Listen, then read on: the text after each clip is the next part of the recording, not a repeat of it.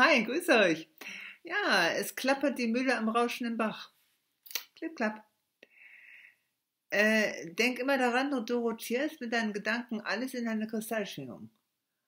Alles in der Kristallschwingung. Und dann klappert die Mühle. Und wie? Die soll aber summen.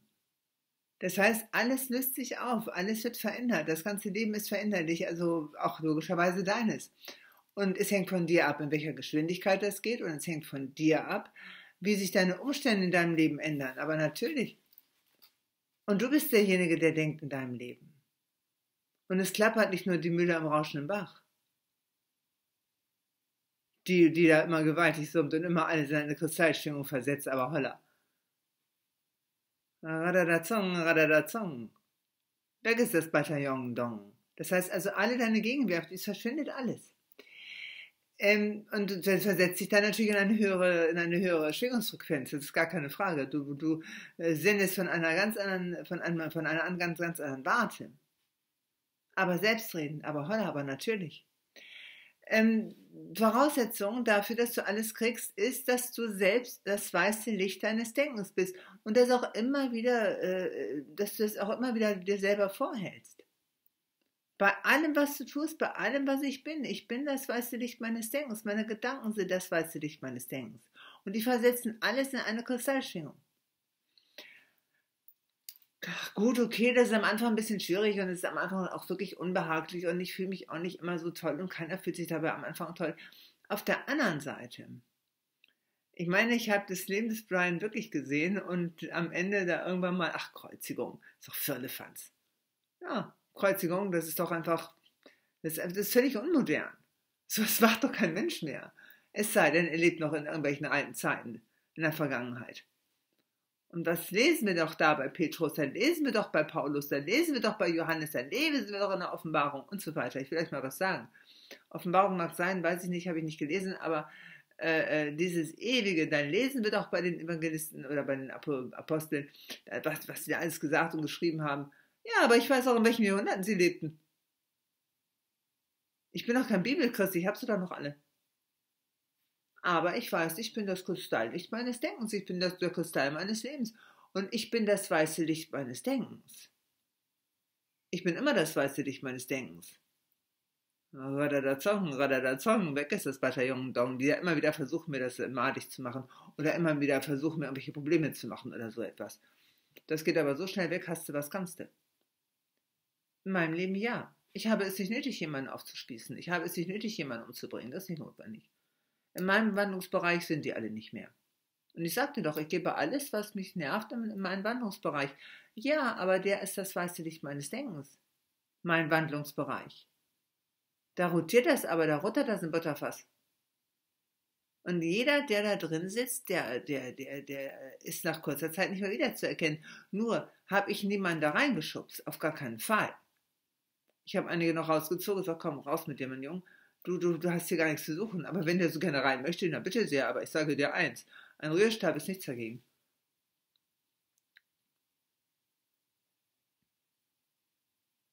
Ich bin, was das angeht, mir selbst gegenüber und aber auch anderen erbarmungslos. Ich bringe das alles in das weiße Licht und das ist glühend heiß. Ich bin nicht nur das weiße Licht meines Denkens, ich bin das Feuer meines Denkens.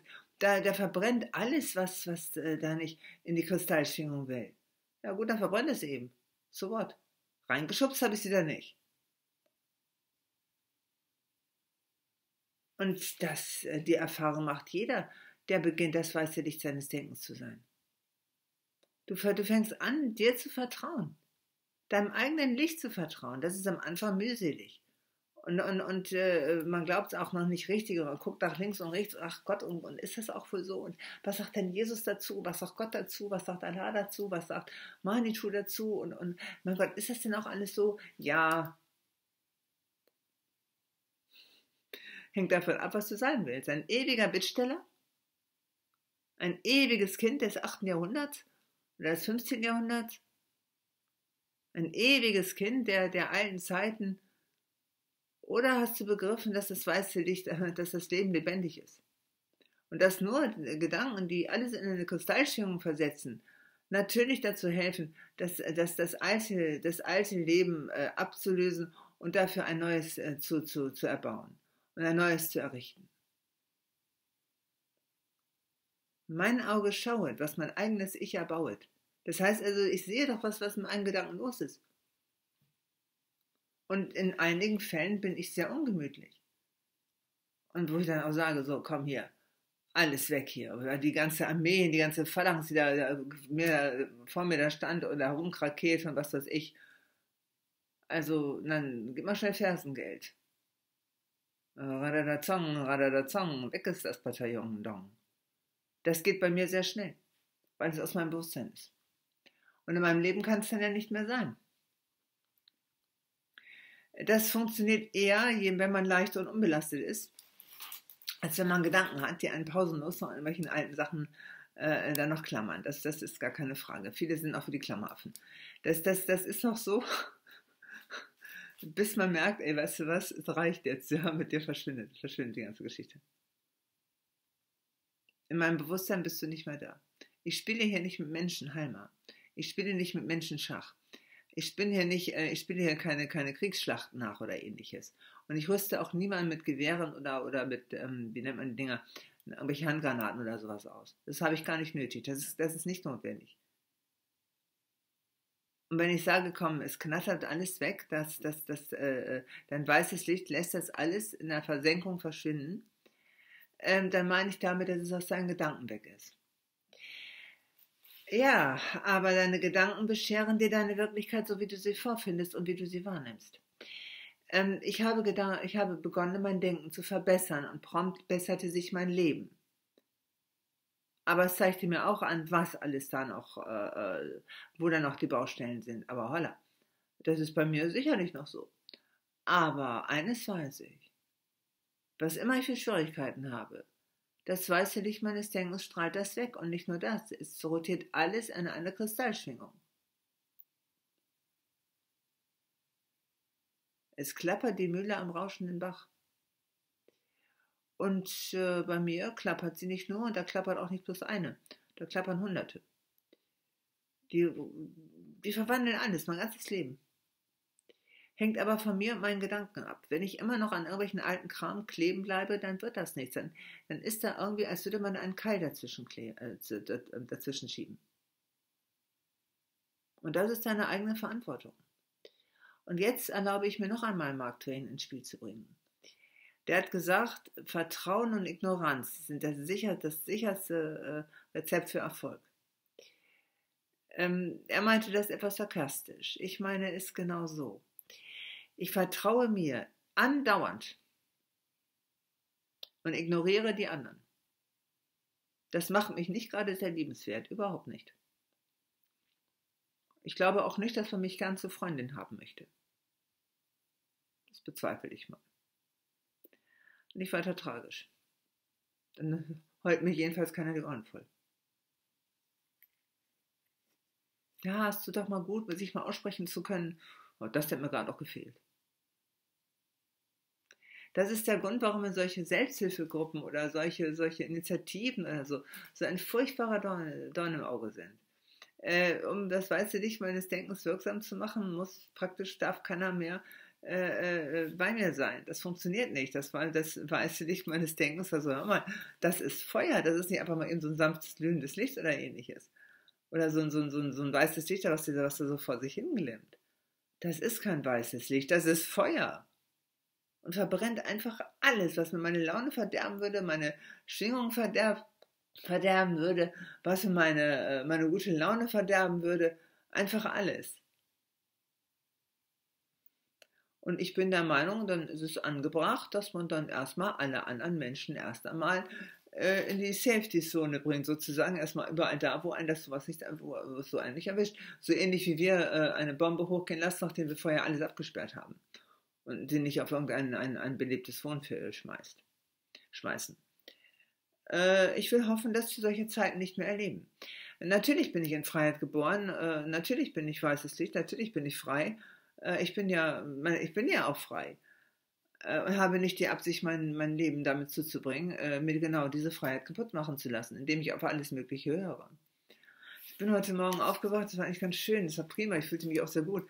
Und dann wollte ich mir noch irgendwas aufschreiben, so ein Einkaufszettel, so in meinem Handy, das macht man ja heute mehr so, keiner schreibt mir was auf irgendeinen Zettel.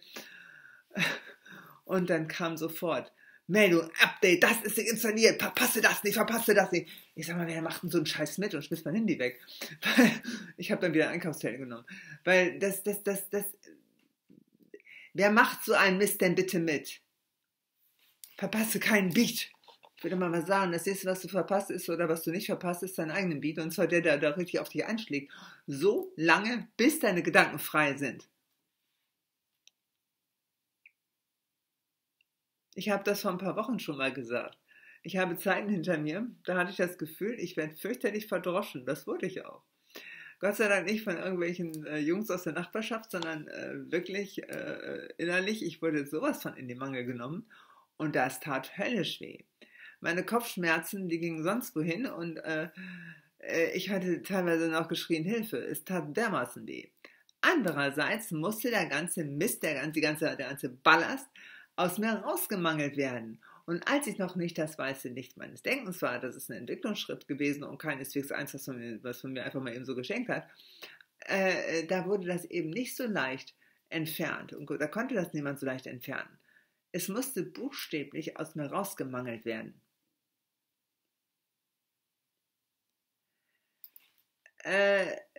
Okay, gut. Das Maulen und das Zähneknirschen, das Klappern und das Heulen, das Zähneknirschen, was Jesus gesagt hatte, damit sein Heulen und Zähneknirschen. Ich kann ihm nur wärmstens zustimmen. Das Heulen und Zähneknirschen habe ich ja erlebt.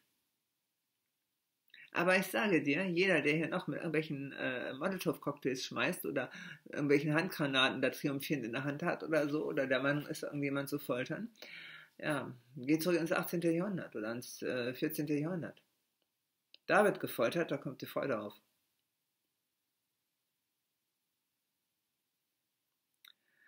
Also diese Ideen, jemanden zu kreuzigen oder sowas, also das ist doch für Elefanten, Gott, das ist doch völlig unmodern. Heute foltert keiner. Du musst nur damit rechnen, dass du einiges an Kopfschmerzen kassierst. Das geht nicht anders. Alles, was dein Leben hervorgebracht hat, ist auf deinen Mist gewachsen. Entschuldige bitte mal, das kann man nicht abstreiten.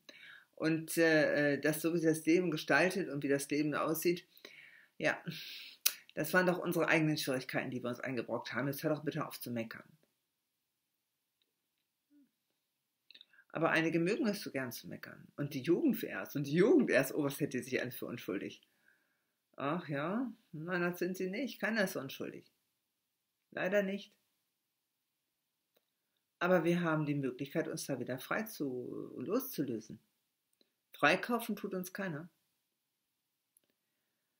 Und Jesus Christus mag dir eine Auszeit gönnen, eine Ruhepause. Aber deinen eigenen Krempel musst du schon selber in Ordnung bringen. Und das geht nun mal nur, wenn du das weiße Licht deines Denkens bist, soweit ich das haben will. Versteh mich bitte recht, es gibt welche, die sehen das anders. Die halten es für eine tolle Idee, dass man doch nur bei Gott und bei Gott ist es so und bei Gott ist es so und ich bin immer ganz, ganz, ganz fest dabei, ganz gläubig zu sein. Ja, gut, ist auch eine Möglichkeit. Aber ich glaube nicht, dass es ausreicht, um das eigene Denken wieder in eine hohe Schwingung zu bringen. Wenn ich immer nur an einen Jesus Christus glaube, der für mich am Kreuz gestorben ist. Das ist doch Unsinn, das ist doch Firlefanz. Aber es gibt Menschen, die waren so belastet, dass sie das dringend brauchen. Es gibt ja so diese kirchlichen Sender, die können sich ja, also besonders Bibel TV, ich kenne den gut, ich mag den auch komischerweise sehr gerne. Vor allen Dingen, weil ich dann genau sehe, was ich mal falsch gemacht habe. Ich verstehe mich bitte recht. Ich mache dabei kein triumphierendes Gesicht oder sowas oder denke mich dabei weiß sie drüber haben. Aber ich sehe, dass sie immer Menschen helfen, die so aus so aus Indien kommend oder aus Afrika kommend. Deren Denkweise ja nicht den Weg eingeschlagen hat, wie das europäische Denken den Weg eingeschlagen hat. Und du kannst mir glauben, beide Denkweise hatten ihre Nachteile, sogar sehr. Aber die Menschenrechtsverletzungen sind in Indien weitaus offenkundiger als hier in Europa. Hier sind sie hinterfotziger, hier kommen sie auf leisen Sohlen. Hier sind sie so heimtückisch. In Indien sagt der Mann ganz offen, eine Frau ist nichts wert und tritt ihr in den Bauch. Hier hüllen wir unser Denken aus. Beides ist mir nicht sympathisch. Denn das Ergebnis ist das gleiche. Der Mensch ist anschließend zerschmettert. Beides gefällt mir nicht. Mit anderen Worten, ich überlege mir, was muss ich denn tun, um jemanden sozusagen in den Bauch zu treten oder innerlich auszuhöhlen? Was muss ich tun, um so heimtückisch zu sein? Ich muss mein eigenes Denken verdunkeln. Danach steht mir aber nicht der Sinn. Wenn ich ganz genau weiß, ich bin das weiße Licht meines Denkens, dann rotieren und klappern die Mühlen meines Denkens aber sowas von geschwind, dass die wirklich alles zersetzen, was jemals mein Denken verdunkelt hat. Und das tue ich sowas von klagen, das tue ich wirklich ohne zu murren. Und ich sage das mit einem gewissen, oha, was machen die da bloß alle draus? Ich meine, ich weiß ja nicht, wer mir zuhört. Andererseits ist das etwas, was du wissen musst. Serienkiller oder Massenmörder sind im alten Denken stecken geblieben. Welche, die da, oder Menschen, die da von irgendwelchen Kreuzzügen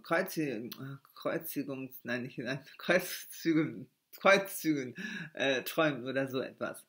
Und für Gott zu streiten, sich die Waffen anzuziehen und dann für Gott das Recht in anzunehmen, stellen da irgendwelche Erzengel da mit einem Schwert und was weiß ich was da. Naja, ich weiß ja nicht, ob du genau weißt, was das für ein Schwert ist.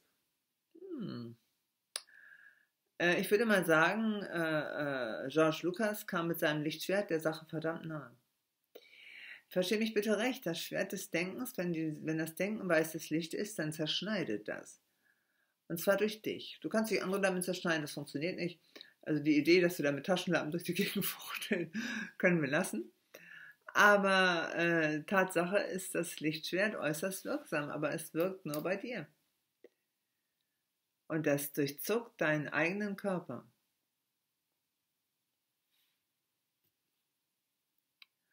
Und du wirst diesem Ruf deines höchsten Geistes auch bedingungslos folgen, wenn du ihn wirklich wahrnehmen kannst.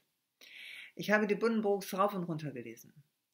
Das Buch hat eine magische Kraft, ich weiß nicht genau wieso, aber es ist faszinierend. Und eine Szene ist mir so deshalb in Erinnerung, weil sie so symptomatisch ist. Die Konsulin, eine der herausragenden Figuren in diesem Buch, stirbt, hat aber einen gewaltigen Todeskampf. Sie röchelt nach Luft, sie hat eine fürchterliche Lungenentzündung und das ganze Lungen sind von der Wasser angesammelt und was weiß ich was alles. Und sie röchelt und keucht und kann nicht richtig kann nicht sterben. Und das war damals die Zeit, wo die Angehörigen noch bei dem todkranken Menschen wachten. Und es war also für ein fürchterlicher Todeskampf. Und auf einmal rief sie so klar aus, hier bin ich, und verschied. Und die Umstehenden zuckten zusammen und guckten ängstlich um. Und wer hatte da gerufen? Und was war er der Mutter? Dass sie diesem Ruf so bedingungslos gehorchte. Ich denke, wir müssen nicht warten, bis wir auf dem Todeslager liegen, um eine solche Szene zu erleben. Und wir haben hoffentlich dabei keine Lungenentzündung. Aber du trippelst hin und her, du bist du schwankst hin und her. Bis du auf einmal deinen eigenen Ruf, das ist dein eigener Call, das ist dein höchster Geist, der dich da ruft. Und immer bist du dabei, diesem Ruf folgen zu wollen. Ja, natürlich, ich bin doch das Licht, natürlich bin ich weißes Licht, natürlich verschwinden die Umstände hier. Und auf einmal siehst du das sonnenklar. Auf einmal weißt du das. 100%ig, absolut sicher, felsenfest. Und auf einmal rufst du dann auch wirklich, hier bin ich. Und du scheidest deshalb nicht von der Welt ab, ganz im Gegenteil. Du beginnst die Welt mit ganz anderen Augen zu sehen. Und auf einmal beginnst du das ganze Trara als das zu entlarven, was es ist. Nichts. Maskerade. Camouflage. Ausgelöst von Menschen, die diese Erfahrung noch nicht gemacht haben. Das ist zwar schade für sie, aber wir können uns beruhigen. Die werden es eines Tages merken, denn sie sind sich selbst die Nächsten. Und sie lieben sich selbst am meisten. Das ist gar keine Frage. Die Liebe zu einem selber geht einem über alles. Und das ist völlig absurd, das den Menschen ausreden zu wollen. Ihr versucht das zwar immer noch mit Klauen und Zähnen, funktioniert aber nicht. Facebook ist so ein Portal. Das sind lauter Weltverbesserer am Start, die allesamt straucheln. Das kann gar nicht anders. Denn wenn ich Menschen versuche einzureden, dass sie mal bitte aufhören sollen, sich selbst so zu lieben, sondern lieber mal was anderes tun sollten, habe ich verloren. Und das tue ich hier gerade nicht. Ich sage dir ja, du bist der Höchste, du bist ja das Liebste auf der Welt und du bist auch die einzige Person auf der Erdenrund, um die du dich wirklich kümmern musst. Es geht hier darum, dein eigenes Licht zu erhellen, damit der ganze Unsinn hier aufhören kann. Wenn du Menschen besonders magst und wenn du sie liebst und wenn du sagst, jawohl, ich mag die aber so gerne, ich mag sie aber nicht verlassen, dann rede mit ihnen und zwar dergestalt, dass du sagst, okay, ich liebe dich bis zum geht nicht was, aber eines liebe ich noch mehr und das bin ich selbst. Und ich werde nicht dulden und ich werde es nicht hinnehmen, dass nur, weil ich dich zufällig mal gerne habe, meine eigenen Gedanken deshalb so verdunkeln, dass ich selbst kaum noch weiß, wer ich bin. Das ist ein sehr offenes Wort. Es wird höchste Zeit, dass du Tacheles redest und zwar vor allen Dingen mit dir.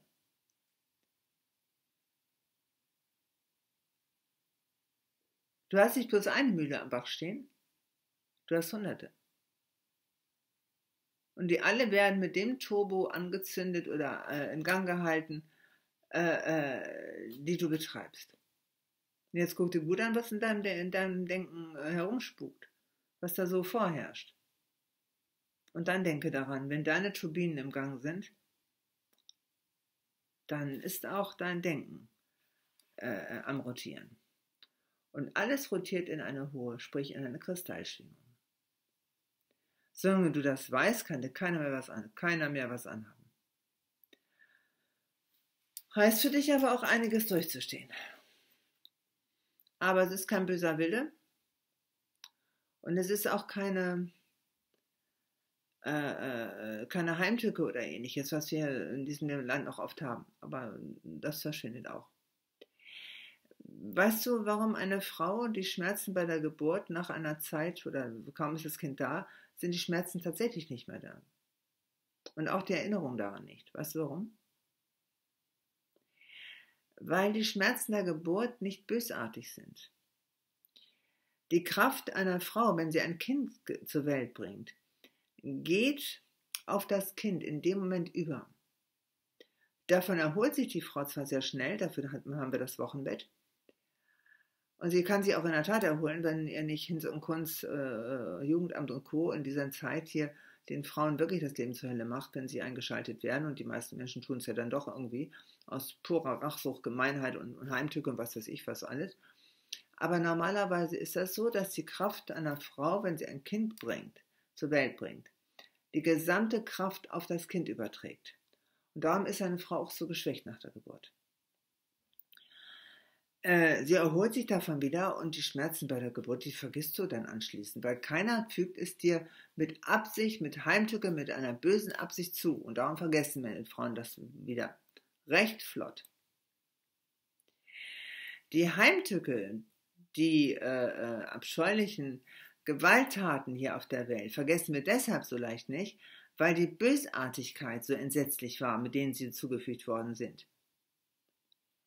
Und die Bösartigkeit spiegelte sich aber in unserem eigenen Wesen wider und das war so schwer zu vergessen. Und das muss durch uns selbst ausgemerzt werden. Wir haben keine andere Wahl. Alles andere ist Quatsch. Wenn Menschen unter der Bösartigkeit und Heimtücke und Gehässigkeit und was weiß ich was leiden, müssen sie begreifen, erkennen, dass das die Bösartigkeit und Heimtücke und Rachsucht und was weiß ich was alles von einem selber gewesen ist. Und das muss ausgemerzt werden. Sonst wirst du ja ewig drunter leiden.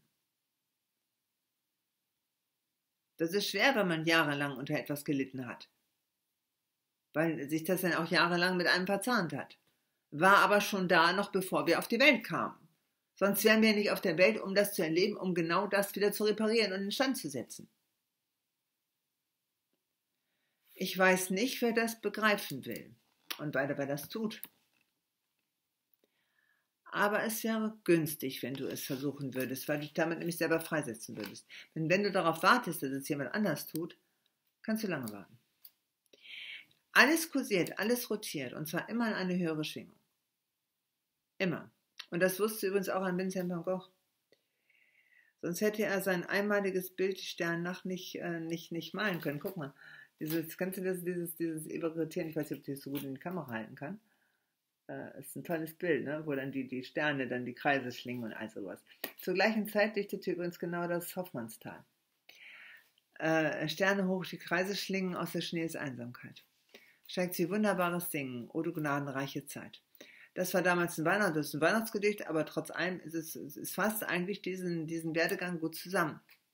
Sterne hoch, die Kreise schlingen, aus der Schnee ist Einsamkeit. Steigt sie wunderbares Singen, o du gnadenreiche Zeit. Aus der Schnee ist Einsamkeit heißt, es ist zunächst einmal etwas kälter. Man wird einsam. Man bleibt erstmal alleine. Und rotiert alles in eine Kristallschwingung. Und das ist ein sehr bewusster Akt des Denkens. Und aus der Schnee ist Einsamkeit, also das, was wir eine ganze Weile erleben, steigt es dann wie wunderbares Singen, also ein wunderbarer Klang. Und oh, du gnadenreiche Zeit, was hätte Hoffmannsthal damals schreiben sollen? Natürlich gnadenreiche Zeit, aber Gnade in dem Sinne gibt es nicht. Aber auf jeden Fall eine Zeit, die dir gewährt wird, und zwar von dir selbst, das alles wieder in Ordnung zu bringen, was du selber mal verzapft hast. Sterne hoch, die Kreise schlingen. Hoffmannsthal dichtete es, Van Gogh malte es, beide unabhängig voneinander, hatten beide die gleiche Wahrnehmung. Irgendwas kursierte andauernd. Und es ist wohl die Zeit, dass wir das alle merken. Es ist immer ein Solospiel, das ist immer ein singulärer Akt, und zwar deshalb, weil wir schließlich nicht uns andauernd verwirren können. Ich kann nur gefahrlos mit denen zusammen sein, die das längst von sich wissen und die dann doch eine gewisse Freundlichkeit an den Tag legen, mich mal kurz beiseite zu nehmen, um mir das zu erklären, aber die belasten sich nicht mit meinen Gedanken. In dem Moment, oder wenn ich dann mit meinen Schimpfkanonen ankomme oder was weiß ich was, alles mit meiner Beschwerdeliste da ankomme, also noch bevor ich Luft geholt habe, sind die dann schon wieder weg. Denn was sie mir immer beibringen ist, bring alles sofort in die Kristallrotation. Tja, das sage ich dir auch. Es gibt Prediger auf Facebook, die meinen das anders, die erzählen dir dann andauernd was von Petrus und Paulus und Hans und Franz und was weiß ich was alles. Und natürlich halten sie den Frauen, die Männern, die als leuchtendes Beispiel vor und erzählen ihnen als erstes, dass sie mal den Männern zu dienen haben. Das ist deren Vorstellung. Ja, mein Gott, das ist deren Vorstellung. Im 3. Jahrhundert nach Christus. Und im 15. Jahrhundert nach Christus und im 18. Jahrhundert nach Christus, im 19. Jahrhundert nach Christus und im 20. Jahrhundert nach Christus. Aber keine dieser Zeitalter gefällt mir gut. Warum? Weil ich damals noch nicht in der Lage war, alles in eine Kristallschwingung zu rotieren. Aber heute tue ich es. Und ich tue es ohne Rücksicht auf Verluste und ohne Bedenken. Ich wähle genau diesen Weg. Wer das sonst noch tut, ja. Das kann ich ja nicht wissen. Und das Beste an der Sache ist, es hat mich auch gar nichts anzugehen. Wer es auch tut, hat in irgendeiner Weise mit mir zu tun. Wer das nicht tut, dann nicht. Dann fällt das, dann gehen unsere Wege aneinander vorbei oder wir haben kurz miteinander zu tun, aber es stört meine Gedanken nicht weiter. Und meine Gedanken sind das Werkzeug meines Lebens. Das musst du dir unbedingt merken.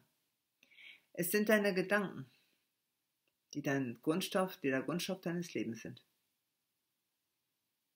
Deine Gedanken sind für deine Schwingung verantwortlich, in der du dann lebst. Und deine Schwingung sorgt für all das, was du im Leben vorfindest.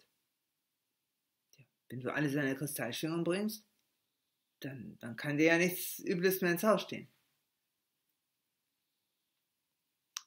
Radadazong. Weg ist das Bataillon Dong. Das geht recht schnell.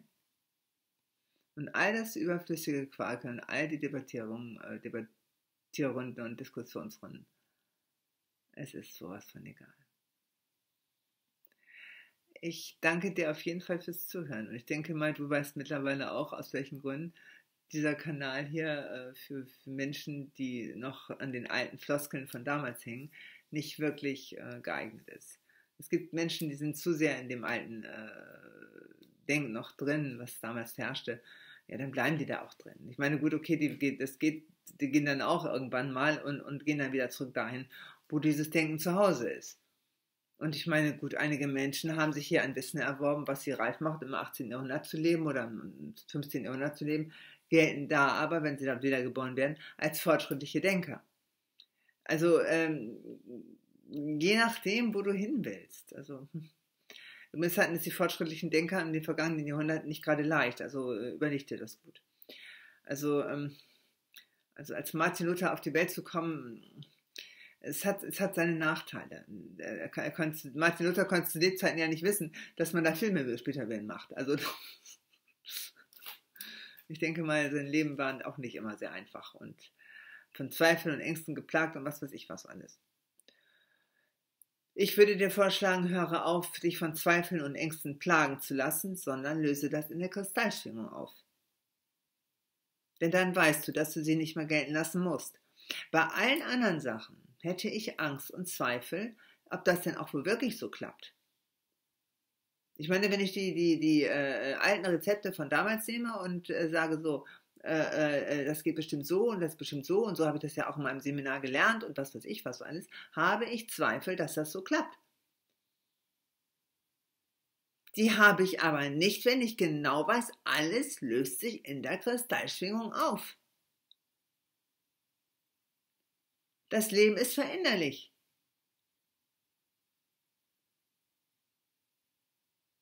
Also verändert sich das jetzt so, wie es in einer Kristallschwingung verändert wird. Alles löst sich in Wohlgefallen auf und errichtet was Besseres. Ich wünsche dir, na, was heißt, ich wünsche dir? Ich meine, was soll ich dir schon wünschen? Na, dass du alles das vorfindest, was du willst, natürlich. Und ich wünsche dir, dass du das vorfindest, was du willst und dass dich das dann glücklich macht. Mehr kann ich dazu nicht sagen. Und jetzt weißt du auch, warum sich irgendwelche Attentäter und Serienkiller und Henker der Geschichte und was weiß ich was einfach wieder auflösen. Es sei denn, du bleibst sklavisch dran kleben. Deine Entscheidung. Freier Wille. Nutze ihn. Alles Gute.